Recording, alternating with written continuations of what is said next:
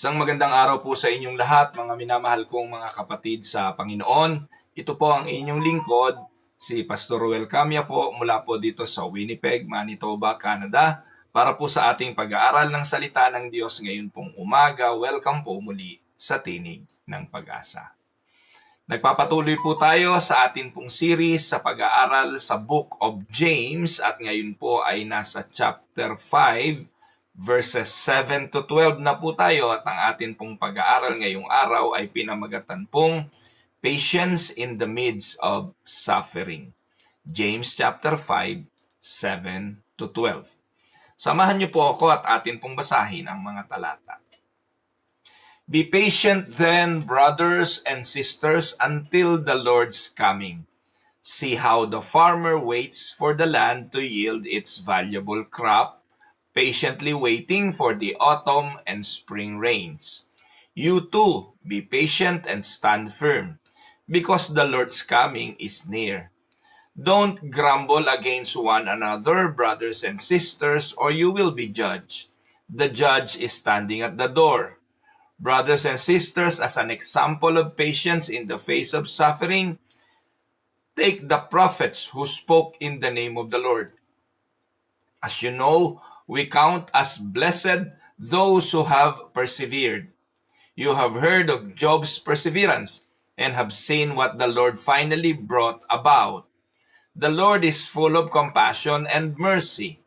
Above all, my brothers and sisters, do not swear, not by heaven or by earth or by anything else. All you need to say is a simple yes or no. Otherwise, you will be condemned. Pagpalain nawa ng Panginoon ang pagkabasa at pagkadinig ng kanyang mga banal na salita na sa umagang ito'y ating pagbubulayan. Sa bahagi pong ito ng sulat ni Santiago sa mga kapatiran ay nagpapaalala siya ng pagiging mapagtiis. This theme or the theme of this passage is a call to patient endurance and integrity in trials until the Lord's return. Kung meron daw pong gagawin at kung papaano mamumuhay ang isang mananampalataya sa panahon habang naghihintay sa pagbalik ng ating Panginoong Hesukristo, ay ang mamuhay ng may pagtitiis. So the theme of James chapter 5, 7 to 12 is a call to patience, a call to endurance, a call to integrity in trials. Wala naman pong makaliligtas sa mga pagsubok ng buhay. Wala naman pong hindi pagdadaanan ang mga mabibigat na mga karanasan. Hindi po tayo pwedeng mamili ng mga bagay lang na maganda na mangyayari sa ating buhay. Hindi po tayo ang nagsasalansan ng mga pangyayari sa buhay natin. Alam niyo po mga kapatid, kung bibigyan nga lang po tayo ng kapangyarihan na magsalansan ng mga pangyayari, ng mga events ng buhay natin, wala pong maglalagay ng mga pangit na karanasan sa mga magaganap. Pawang ilalagay natin ay ang mga masasaya, ang mga maliligaya, ang makapagbibigay sa atin ng kaginhawahan. Wala pong maglalagay ng mga pangit at hindi mabuti. Tama po ba mga kapatid? Pero ang katotohanan po sa buhay, kahit ka mananampalataya, dadaan po tayo sa mga pagsubok ng buhay. So the message of James is for the believers. Kaya nga po, lagi nating mababasa paulit-ulit, brothers and sisters, brother and sisters. Hindi lang po 4 na ulit sa ilang talatang ating binasa ay narinig natin yung katagang brothers and sisters. So ito po'y panawagan sa mga kapatid sa Panginoon. So, ano ang unang punto na nais kong ipakita? Una, waiting is hard. While waiting for the coming of the Lord, hindi po madali ang maghintay. Patience is one of the most difficult Christian virtues to practice, especially in times of suffering or injustice. Sa panahon ng kawalang hustisya at sa panahon ng pagdurusa, palagay ko mga kapatid, wala kang hihilingin kundi, Lord, bumalik ka na. Wala po tayong hihilingin kundi, Lord, sana maranasan na namin ang second coming mo. Kapag nasa matinding kapighatian, bunga ng karamdaman, di ba? Yung iba nga ang gusto ay lisanin na ang mundong ito at sumapiling na ng Panginoon. Hindi po siguro kayo nakararanas pa ng isang karanasang talagang magdudulot sa inyo ng napakasakit na karanasan na sasabihin yung ayoko na sa earth. Marami pong mga pagkakataon na dinadala tayo ng sirkumstansya sa mga ganung pagkakataon, sufferings, injustices. Ano po? Kaya kung titingnan po natin, itong James chapter 5, 7-12 is a pastoral word to believers who are under pressure, who are oppressed by the rich. Yan po yung topic natin kahapon. Yung verses 1-6 ay warning sa mga oppressors. Kahapon po itinalakay natin yun. Yung mga taong mapang-api, yung mga tao na wala nang ginawa kundi mga abuso, yung mga tao na gusto yung makaisa, yung mga tao na ang iniisip lagi ang sarili ng pakinabang, paano na yung mga napagsasamantalahan. Kaya dito sa verse na ito, ang ina-address naman dito ni James ay yung mga taong nakararanas ng mga pang-aapi. Ano ang dapat gawin? Ang paalala ni James, be patient. We know that the Lord's coming is true and the Lord's coming is near, ang sabi po ni James. At habang naghihintay tayo, magtitiis tayo. Magtitiis tayo saan? Sa mga oppressors, sa mga taong hindi mabuti, sa mga taong mapagsamantala. At kapag tayo'y tempted to grumble and to be discouraged by affliction, the challenge of James is to be patient. James exhorts his readers to be patient and steadfast, reminding them of the Lord's imminent return and the reward that awaits the faithful. Naghihintay tayo, mga kapatid, katulad ng mga naunang mga mananampalataya na naghintay. Kung hindi man dumating sa ating panahon, kung hindi man natin maranasan during our times na the Lord Christ will return, the challenge still is the same. We need to be patient. Now let us look at the biblical context. Parati nating tinitingnan, nire-review natin yung context. James was writing kanino? To the Jewish Christians who were scattered due to persecution. James chapter 1 verse 1. Binabalikan ko yan lagi to remind everybody at mga nakikinig ng tinig ng pag-asa na ang sulat ni Santiago is specifically para sa atin, para sa mga mananampalataya. Many during that time were poor, katulad natin. Many like them like us are suffering under the hands of those wealthy landowners. James chapter 2, James chapter 5. So yan po yung tema eh. Kasi noong mga panahon na yon, minority ang mga mananampalataya. Nangalat pa sila kung saan sila nakarating. At sila ay subject saan? Sa mga pang-aabuso ng mga mayayamang landowners. Yung mga mahihirap na kapatiran ay inaabuso ng mga mayayaman.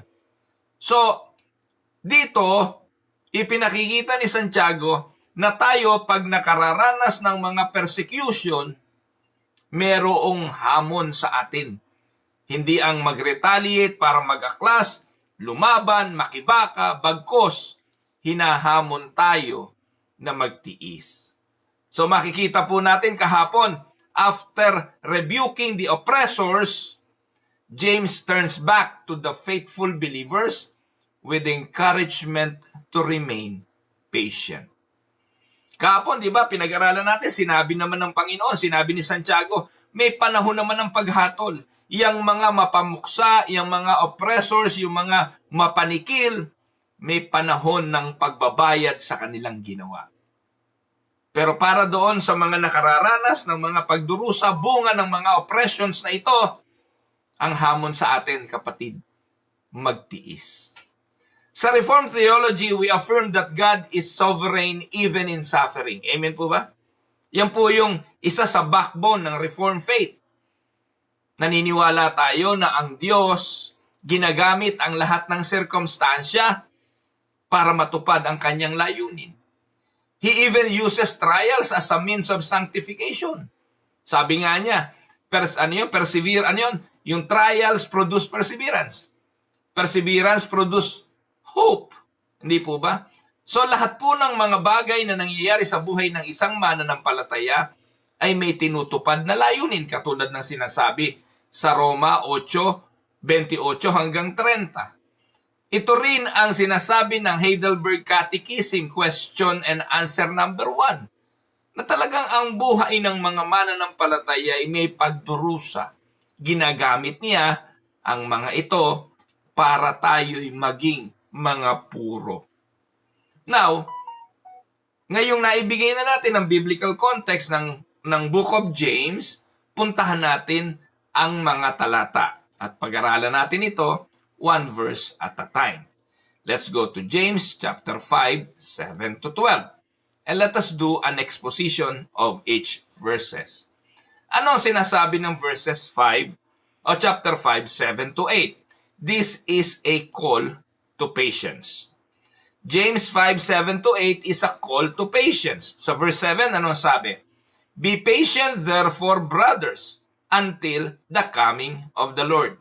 So James started with a challenge to be patient. Ano ang meaning at anong explanation nito? So, be patient. James is calling believers to endure suffering and injustice with a calm and steadfast spirit. So, ito yung challenge. The tendency kasi, mga kapatid, is for us to retaliate. Gumanti ng bato sa bato, gumanti ng ngipin sa ngipin, gumanti ng masama sa masama. Hindi po ganon ang panuntunan ng isang mananampalataya. Ang context po nito ay sa James chapter 5 verse 1 to 6, na kung saan nirebuke ni James yung mga oppressor, yung mga oppressive rich people who exploit others. Pero instead na sabihin ni Santiago, pag kayo'y na-oppress, gumanti kayo, labanan ninyo. Hindi ang hamon ni Santiago sa mga kapatid. Brothers and sisters, be patient. So, now he turns to the faithful, to the believers who are suffering and urging them not to seek vengeance or despair, but to trust God's timing. May timing ang Diyos. May panahon ang Diyos. At sa kanyang panahon, siya ang babawi, siya ang gaganti. Kailan daw tayo magtitiis? Hanggang kailan? Ang sabi po ni James, until the coming of the Lord. Be patient, therefore. Sino ang sinasabihan? Brothers and sisters. Hanggang kailan? Until the coming of the Lord. This refers to the second coming. Ito yung parousia, the return of Christ. So James encourages believers to look ahead with hope, knowing that Jesus will return to judge the wicked and reward the faithful. Merong panahon ng pagbawi, may panahon ng pagganti, at ito ay sa panahon ng Diyos. Pagkatapos, ginamit po niya yung sumunod na talata, ang sabi, see how the farmers awaits. This is an illustration of patience. See how the farmer waits. Like a farmer who plants and waits for rain and harvest, yung mga mananampalataya must endure the present while looking forward to God's future blessings. Dito ikinumpara ni Santiago. Wala naman ikang nagtanim at bukas inanin eh. So lahat ng nagtatanim, naghihintay, nagpapasensya.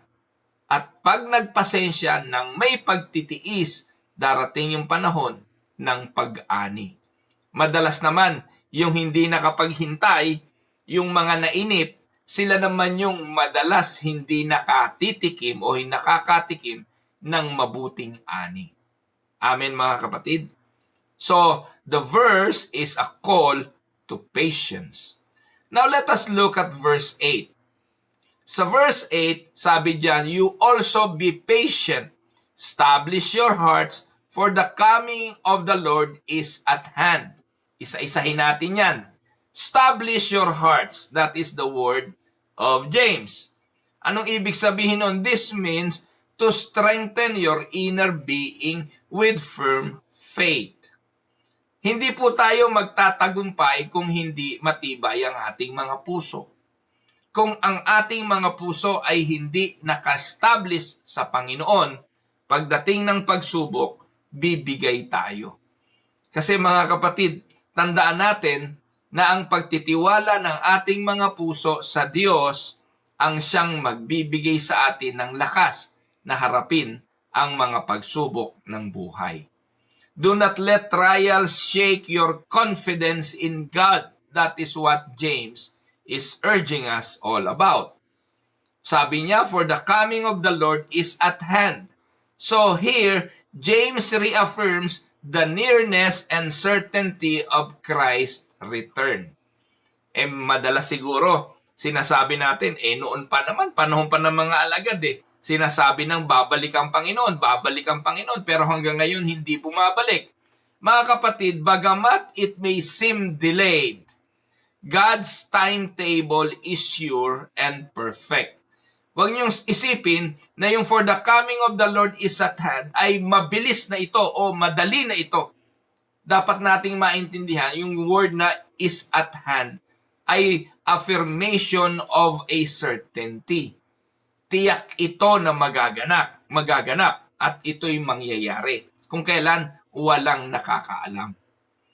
Pero totoo po na God's timetable is sure and perfect. The word at hand does not necessarily mean immediate, but imminent. So, there is a huge difference between immediate and imminent. Immediate, kara-karaka, magaganap. Imminent, sigurado, hindi lang natin alam. And nothing can prevent it from happening. Pwedeng mangyari ngayon, pwedeng mangyari bukas, pwedeng sa makalawa, sa isang linggo, sa isang buwan. Pero sigurado, dahil ang nangako ay ang Diyos, hindi siya nagsisinungaling, siya ay babalik. Amen? So James is challenging us to be patient, but to establish our hearts, because we cannot be patient unless our hearts are established in the words of God. Amen? Ano po ang theological insight nito? So God's sovereignty and justice. James calls believers to wait on the Lord, trusting that God will bring justice in His time. Kapatid, pinagtitiwalaan mo ba ang kapangyarihan ng Diyos? Na kung may mga injustices na nangyayari sa buhay mo ngayon, argabyado ka, lugi ka sa labanan, ikaw ay lumalaban sa kabila ng tingin mo'y hindi ka mananalo, ang hamon sa'yo, magpasensya. Be patient. So this reflects a reformed view of God's sovereign rule over history and events. Yan po yung ating pananampalataya. Walang nakalalampas sa isipan, walang nakakalampas sa paningin, walang nakakalampas sa plano ng Diyos. Kung naganap, isa lang ibig sabihin, pinahintulutan ng Diyos ayon sa mabuting layunin niya. So ano ang eschatological hope natin dito habang naghihintay? Ano ang ating pag-asa? The passage points to the already not yet reality of the kingdom. Ito yung reform view of already not yet. Sigurado na tayo ay pupunta sa langit because yon ang ating tahanan. Pero ngayon, dito muna tayo. Iyon ay sure, our salvation is fixed. Pero hanggat nandito tayo, mamumuhay muna tayo rito. That is already not yet. Yun po ang reality of the kingdom. So Christ has already inaugurated the kingdom. His kingdom come, but its full consummation is still to come. Amen? So sanctification through suffering is the goal. During every trials, we need to endure. Enduring trials with patience is part of the believer's sanctification. Tayo po ngayon bilang mga mananampalatay namumuhay sa kabanalan. Nagpapakabanal tayo. At paano tayo mapapatunayang totoo? Padadaanin tayo ng Diyos sa mga malalalim na pagsubok ng buhay para masukat din ang lalim ng ating pagtitiwala sa Kanya. Amen? So, to illustrate this, mga kapatid, imagine ninyo ang isang babaeng balo being exploited by the wealthy landlord. Balo na nga, walang maaasahang tutugon at tutulong sa kanya. Tapos, yung landlord niya ay ine-exploit pa siya, ginigipit pa siya. Instead of retaliating or giving up in despair, this Christian widow chooses to pray and trust the Lord, believing that Christ will return to right all the wrongs na nangyayari. Dapat ganun ang pananaw. Alam niyo po mga kapatid, katulad ng farmer waiting for rain, this Christian woman continues her life faithfully, trusting the Lord of the harvest and trusting that God will right the wrong. Amen? Now, sa verse 9, pagkatapos na sabihin ni Santiago na we need to be patient and establish our hearts, sa verse 9, sinabi niya, we need to guard against grumbling. Ang babantayan natin ay ang pagrereklamo. James 5:9, ang sabi, do not grumble.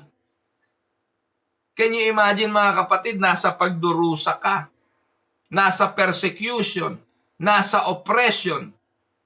Malaki ang tendency talaga na magreklamo, hindi po ba? Sumama ang loob. Kaya ang paalala ni Santiago, very wise, very practical.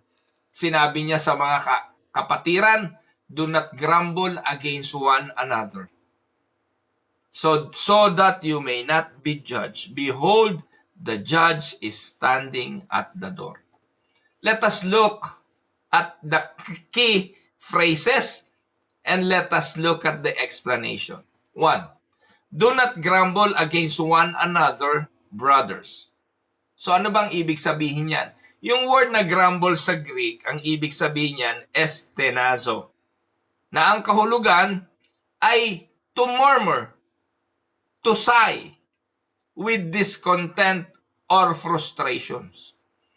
Nakakita na ho ba kayo ng taong inutusan mo tapos bulong ng bulong? Yung tao na yung naguhugas ng plato pero reklamo ng reklamo. Yung inutusan, parang yung isang anak na sinabi mo, anak, ugasan mo yung plato pero dabog ng dabog habang ginagawa. Di ba? Yun yung grumble. Estenazo.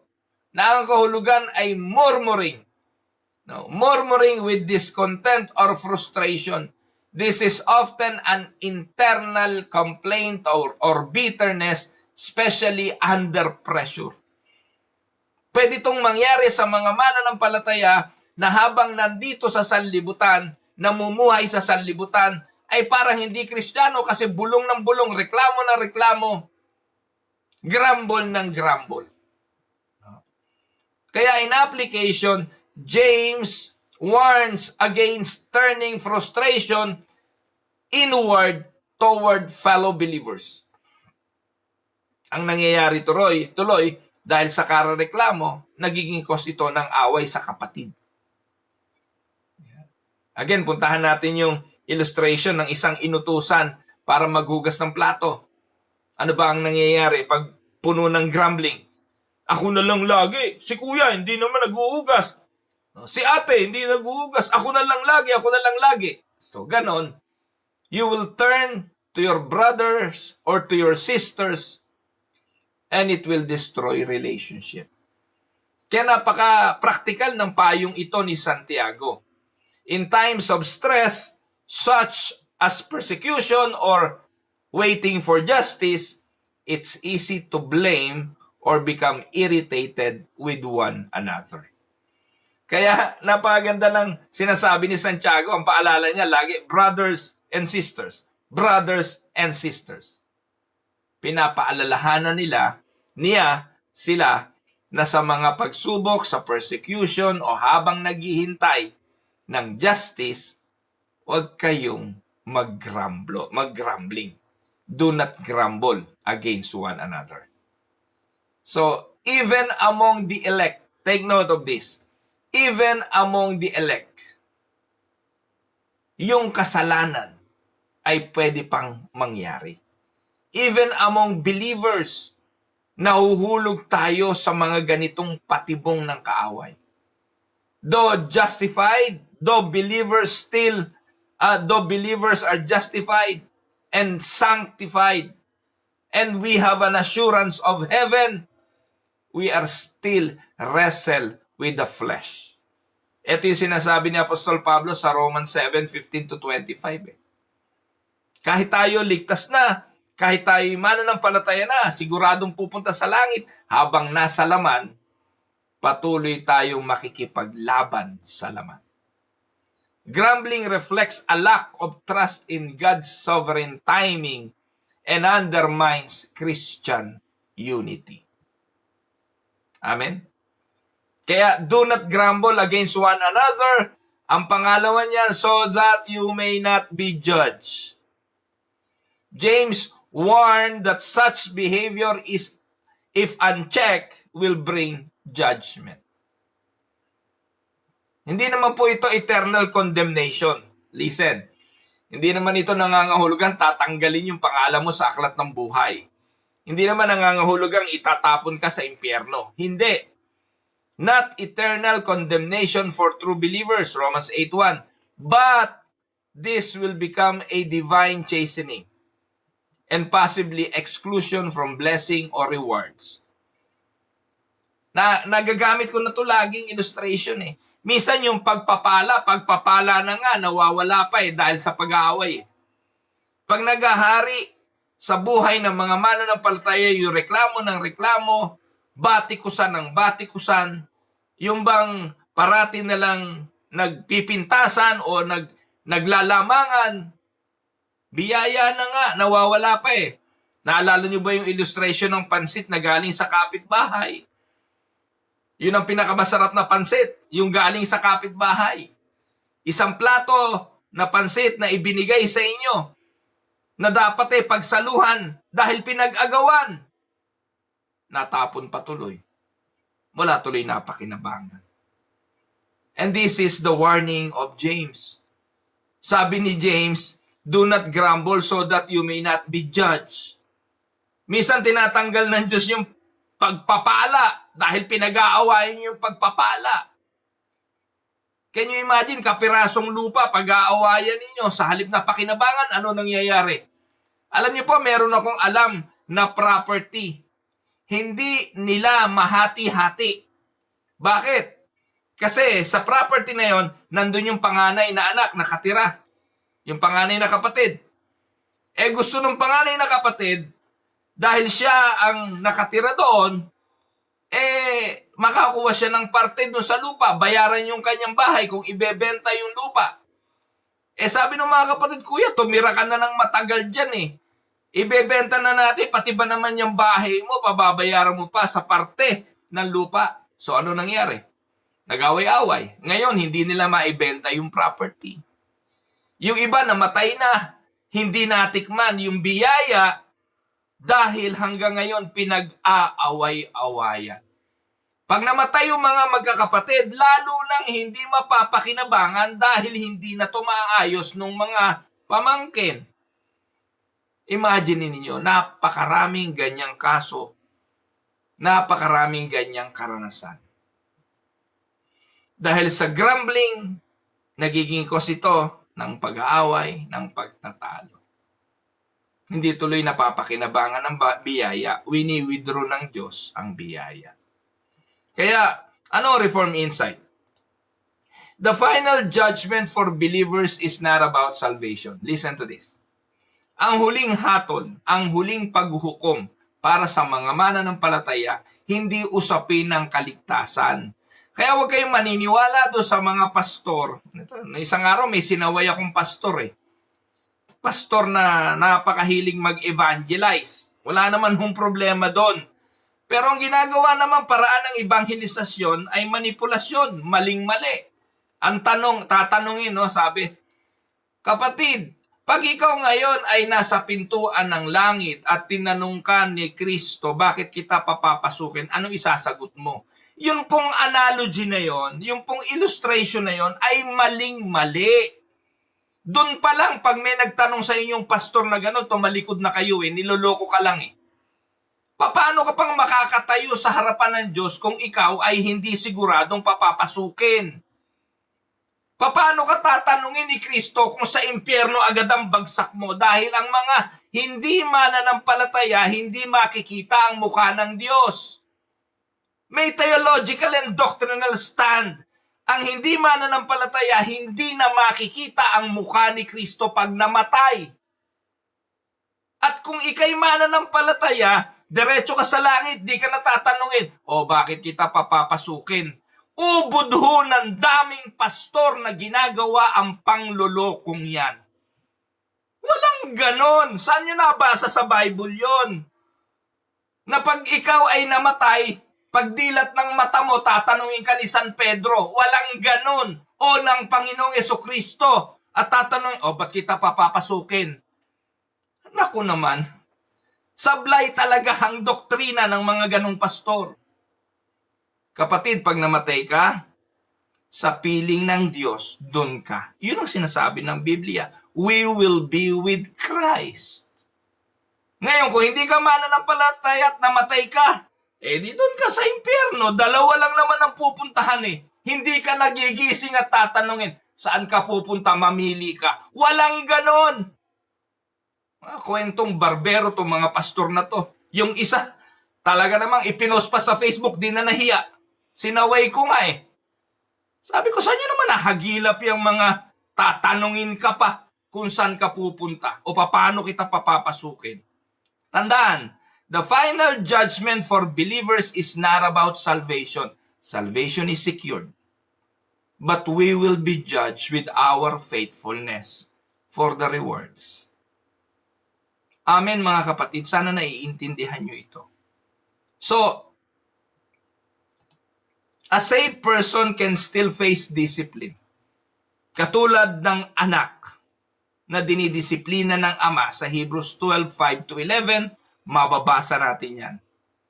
Or, a believer may suffer loss of reward. 2 Corinthians 5:10. Makikita po natin yan.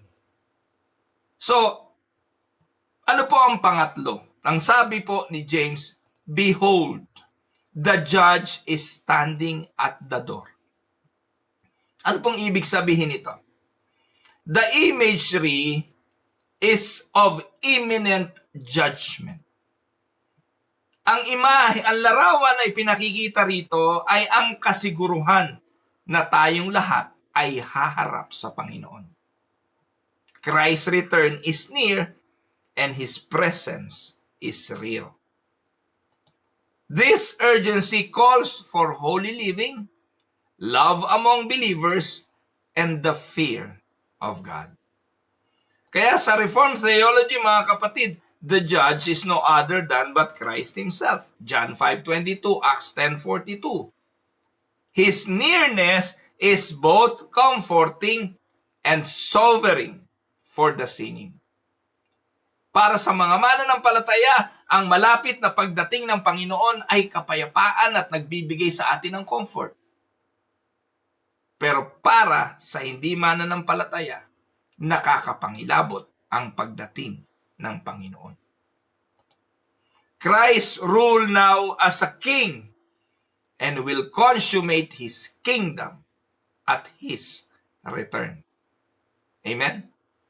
Kaya, to summarize, yung James chapter 5 verse 9 urges believers to maintain unity and patience without complaining against one another, especially during trials. Amen? Take note, God is sovereign over all suffering, and Christ will soon return as judge. Our conduct toward one another will be judged. Therefore, let us walk in humility, let us walk in love and patience. Katulad ng mga Israelita in the wilderness who grumbled against Moses, our complaints reveal a heart not resting in God's providence. Katulad ng mga Israelita, ipinagreklamo ang lahat. Nagreklamo sa paglalakad, nagreklamo sa init, nagreklamo sa uhaw, nagreklamo sa pagkain. Alam niyo ba na every time na tayo nagko-complain, like the Israelites, it reveals the heart not resting on the provisions of God. Amen? Tandaan po ninyo, maging sa simbahan, frustration can breed a division. So instead of criticizing fellow believers, we should encourage one another. Napakasarap po ng simbahan na ang bawat isa'y nag-e-encourage sa isa't isa. Walang agawan ng posisyon. Lahat ay gustong maglingkod. Lahat ay nag-uunawaan. Di ba ang sarap ng iglesyang ganon? Kung merong dapat gawin, gusto'y makatulong. Hindi mang-agaw ng pwesto, mang-agaw ng posisyon. Ba't ka mangangagaw? Ang daming pwedeng gawin. Hindi po ba mga kapatid? Kung gusto mong magturo ng Bible study, pwede kang magturo. Gusto mong umawit, pwede kang umawit. Napakaraming pwedeng gawin sa paglilingkod. Hindi dapat mag-away-away, hindi dapat mag-agawan, hindi dapat magkagulo. No. At dito po, sa pangatlo, itinuro ni Santiago ang mga propeta at si Job. Sa James chapter 5, 10 to 11, anong sabi? As an example of suffering and patience, brothers, take the prophets who spoke in the name of the Lord. Behold, we consider those blessed who remain steadfast. You have heard of the steadfastness of Job, and you have seen the purpose of the Lord, how the Lord is compassionate and merciful. So ang galing ni Santiago, ano po? Alam niya yung mga pagdurusang dinadaanan ng mga kapatiran, so anong ginawa niya? Itinuro niya ang mga ito sa mga propeta. And then tinuro niya si Job. Ating pag-aralan, ano ang meaning and explanation ng bagay na ito? Una, example of suffering and patience, verse 10. So here, James is encouraging believers to endure suffering with patience, and he uses the prophets as models. Alam niyo po ang mga propeta? Yan po ba? Sila po'y matatapang, nagpapahayag ng katotohanan. Yung mga propeta sa Bible, si Daniel, nang sinabihan niya yung mga hari ng kanilang mga kasamaan. Si Nathan, nang sinaway niya si Haring David sa kanyang pangangalo niya. Talaga hong laging taya ang ulo ng mga propeta at sila'y pinagpapapatay sa pagsasabi nila ng katotohanan. So these were faithful servants who spoke in the name of the Lord, and yet they suffered greatly, not because they did wrong, but because of their faithfulness. Kaya ano ang sabi ni James sa mga mananampalataya? Tingnan ninyo ang mga propeta. Kung talagang magiging tagasunod tayo ng Panginoon, maninindigan tayo sa katotohanan kahit maging taya ang ating mga buhay. Let us look at some of the example. Si Jeremiah was beaten and imprisoned. Jeremiah 20, Jeremiah 37. Si Elijah was hunted by Jezebel. 1 King 19. Despite this hardship, they remained obedient to God. Suffering for righteousness is not a sign of God's displeasure. It often accompanies faithful proclamation. Yun po ang totoo. Ulitin ko, suffering o pagdurusa sa katwiran ay hindi palatandaan na ang Diyos ay hindi natutuwa sa iyo. Madalas, ito po'y nagpapatunay na taglay natin ang katapatan sa ating mga ginagawa at ang mga nagtatapat sa kabila ng persecution, kahit kamatayan, ay haharapin. Yan ang example na ibinibigay ng mga propeta na binabanggit ni Santiago. Example of suffering and patience. So, verse 11. Blessed are the steadfast. 11a, ano sabi? James echoes the Beatitudes of Jesus, Matthew 5:10 to 11, o 10 to 12. Declaring that those who endure in faith are blessed. The Greek word for steadfast is hypomeneo.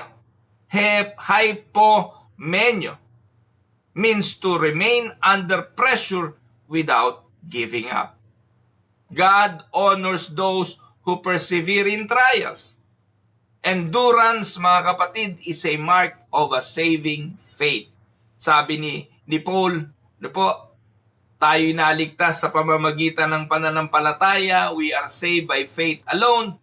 And then James declares, the saving faith is not alone because it will produce good works. Amen?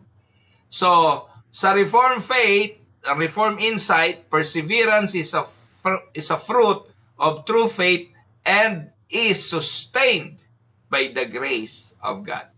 Philippians 1:6, those who began a good work in you will be faithful to complete it. Now, 11b, verse 11b, binanggit ni Santiago ang example ni Job. James appeals to Job. We all know who Job is. Job is a man who suffered immensely, yet he did not curse God. Although Job questioned and wrestled with God's purposes, he ultimately affirmed God's sovereignty. So, yung istorya ni Job nagpapakita na may layunin ng suffering. The outcome revealed God's compassion and mercy and not cruelty. Amen? So anong theological point? God's providence governs even our trials. His purpose are good even when hidden. Romans 8:28, Genesis 50, verse 20. Amen? Now, ano ang ating takeaway? 1. God uses suffering to shape our character and deepen our faith. Next, the righteous may suffer, but their hope is not their situation. Their hope is in the Lord. So, biblical patience is active, enduring faith in God's promises despite affliction. And the last, God is compassionate and merciful, not in removing all suffering now, but in sustaining and rewarding faithfulness. Amen? Punta na tayo sa panghuli, verse 12. Ang hamon ni Santiago sa verse 12, we need to speak with integrity. Sa huli, ang hamon ni Santiago, sa halip na magreklamo, sa halip na mag-away-away, maging mapagpasensya kayo. At sa huli, maliban doon sa tingnan natin ang example ng patience ng mga propeta at ni Job, ngayon ay magsalita tayong may integridad. But above all, my brothers, do not swear, either by heaven or by earth or by any other oath, but let your yes be yes and your no be no, so that you may not fall under condemnation. Anong meaning and explanation nito? Sabi po ni James, above all, my brothers. This phrase emphasizes the great importance of the command that follows. While, while James has addressed many practical issues like suffering, patience, and oppression, dito po hinighlight ni James ang isang napakahalaga at seryosong ugali at karakter ng isang Kristiyano. At ito ay ang integridad. We need to be truthful in our speech. Ang mananampalataya dapat ay merong isang salita. Doon po tayo mapapatunayan kung tayo'y totoo. Sa pangalawan, sabi po ni James, do not swear, either by heaven or by earth or by any other oath. Listen mga kapatid, James is not talking about profanity or cursing. Yung swearing dito, hindi nangangahulugan ito ng pagmumura o kung anumang mga pangit na salita. Ang swearing dito ay panunumpa. No? Swearing refers to making oath to guarantees faith one's truthfulness. And such as saying, I swear to God, or by heaven, this is true. Sabi ni Santiago, tigilan niyo yun. Huwag ninyong gamitin o huwag ninyong ipanumpa. Do not swear. Ayan, saksi ko ang Diyos. Ginagamit pa natin ang Diyos. O huwag niyong ipanumpa ang langit, ang lupa o anumang klase ng panunumpa. This echoes Jesus' teaching in Matthew 5:33 to 37, where He says, not to swear by heaven, earth, or anything else because it reflects a deeper problem. The need to reinforce our words due to lack of integrity. Hindi naman natin sigurado mangyayari bukas di ba natalakay na natin yan? Kaya wag nating ipagyabang. Yung mga nagke-claim ng claim, declare ng declare, katulad niyan, do not swear. You don't have power to do those things. Kapag hindi gusto ng Diyos, hindi mangyayari. Kaya dapat lang ang dalangin lagi, may your will be done. Pangatlo, ang dapat gawin, let your yes be yes and your no be no. James calls for honest, straightforward speech. A Christian's word should be so trustworthy that oaths are unnecessary. Bakit ba tayo nanunumpa mga kapatid? Ba't ba natin sinasabi, totoo, sinusumpa ako sa pangalan ng nanay ko, sinusumpa ako sa pangalan ng Diyos. Ba't ba natin ginagawa yun? Ginagawa natin at sinasabi natin yon to prove na totoo tayo. Di ba? Kaya tayo nagsuswar para patunayan na tayo totoo. Di ba? Pag nahuhuli yung mga nakakagawa ng kasalanan, ano madalas sinasabi? Sumpa man, mamatay man ako. Bakit kailangan gawin yun? Para patunayan na tama ang kanyang sinasabi. Dito mga kapatid, makinig kayo. Ang hamon ni Santiago rito, hindi natin makailangang manumpa. Hindi natin kailangang sabihin na mamatay man tayo o saksi ko ang Diyos o saksi ko o mamatay man ang di ba? Mamatay man nanay ko. Di ba? Hindi natin kailangang gawin yon. Bakit? Kasi kung ikaw ay totoo sa lahat ng sinasabi mo, hindi mo kailangang patunayan ang iyong sarili. A Christian's words should be so trustworthy that oaths are unnecessary. Ang Kristiyano na nagsasalita ng katotohanan, namumuhay ng katotohanan, hindi niya kailangang patunayan ang kanyang ginagawa at sinasabi sa pamamagitan ng panunumpa. Amen? So, in other words, you should speak the truth plainly without needing extra assurances. At pangapat, bakit daw? So that you may not fall under condemnation. Using oaths carelessly or deceitfully shows a heart not aligned with God's truth. It reveals dishonesty and hypocrisy, which can lead to judgment. James warns that twisting the truth, even with religious-sounding language, invites God's judgment. Amen? Kaya bilang Kristiyano, hindi dapat tayo nanunumpa maging sa korte para magsinungaling, para proteksyonan ang reputasyon ng iba. We need to trust God's justice over man's judgment. Amen? Now, in application, anong dapat gawin? 1. Be patient in affliction, trusting in God's timing. Do not seek revenge or shortcuts. Katulad ng farmer, let us wait for God's season. 2.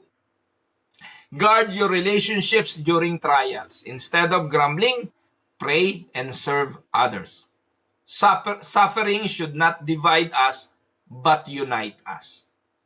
Yung COVID pandemic, nakakatuwa po. During the COVID pandemic, kami po, ito po, I'm talking about our experience here in Canada, sa Winnipeg, Unida. During pandemic, maraming simbahan ang nagsara. Maraming church building ang ibinenta kasi hindi na po nila masustain. Pero sa pagkakaisa po ng mga kapatiran ng Winnipeg, Unida, during pandemic, mga kapatid, kung saan walang face-to-face, wala pong offering na nangyayaring koleksyonan na merong basket na pinaiikot, natutunan po namin na mas madali pala na idiretso bank to bank ang aming offering. Naging mas faithful yung mga kapatiran na automatic yung kanilang tithes ay ipadala. No? Sa pamamagitan po ng pagkakaisang ito, nakabili po kami ng building na ngayon ay maayos na nagagamit ng Winnipeg Unida na sa biyaya ng Diyos, by October ay fully paid na. Alam niyo po, nakakatuwa ngayon, nagpaplano po na bumili ng mas bago, mas maganda at mas malaking parking lot. Meron po kami tinitingnan ngayon na property, 1.9 million. So ipag-pray niyo po. Ako po, hindi ko po alam kung saan kukunin eh. Kasi yung building namin, maaaring mabenta yun ng 600 to 700,000 kung ibebenta namin para lumipat doon sa mas malaking yon. Pero sa pagkakaisa, wala nga po yatang imposible eh. Kaya as long as we stick together, we pray together, and as a church ay naglilingkod tayo na ang layunin ay bigyang kaluwalhatian ng Diyos, napakasarap po maglingkod. Amen po ba mga kapatid? Pangatlo, follow the examples of faith-filled sufferers. Read about the prophets, read about Job, and let their stories strengthen your faith. Pangapat, let your words reflect Christ. Speak truthfully and without manipulation, even under pressure. Yan na po yung pinaka-summary ng James chapter 5, verse 7 to 12. So bilang reflection, let us go to some reflection questions. 1. In what areas of life do I struggle most with patience? How can I better guard my tongue in difficult seasons? Who in scriptures inspires me to remain steadfast in trials? And the last, do my words reflect trust in God or fear of man? Bilang konklusyon, the return of the Lord is coming. The return of Christ is not just theological doctrine, it is a living hope. The judge is at the door. He will right every wrong. Reward every faithful servant. And He will wipe every tear from your eyes. Tayo po'y saglit na tumo. Tayo po ay manalangin. Heavenly Father, we thank you that in our suffering you are not distant but near. You are compassionate and full of mercy. Father, forgive us for our impatience and our grumbling spirits. May you teach us to wait on you like the farmer waits for the rain. Lord, help us to follow the examples of the prophets and Job. May our words be truthful and our lives full of integrity. Father, may you strengthen our hearts as we await the return of our Savior Jesus Christ. May we persevere in faith until we see Him face to face. Bless all tinig ng Pag-asa listeners. Bless them, O Lord, with material things, those who are seeking provisions right now. Sa mga may karamdaman, kumilos ka po sa kagalingan. Sa mga nasa kalungkutan, mag-provide ka ng kaaliwan. At sa lahat po ng nasa persecution, bigyan mo ng pasensya at manatiling matibay sa paniniwala na ikaw ang babawi. Sa iyo po, Ama, lahat ng papurit pasasalamat, ito po ang aming dalangin sa makapangyarihang pangalan ng Panginoong Jesucristo. Amen and amen. So magandang araw po sa inyong lahat. Ito po ang inyong lingkod, si Pastor Well, para po sa Tinig ng Pag-asa. God bless everyone.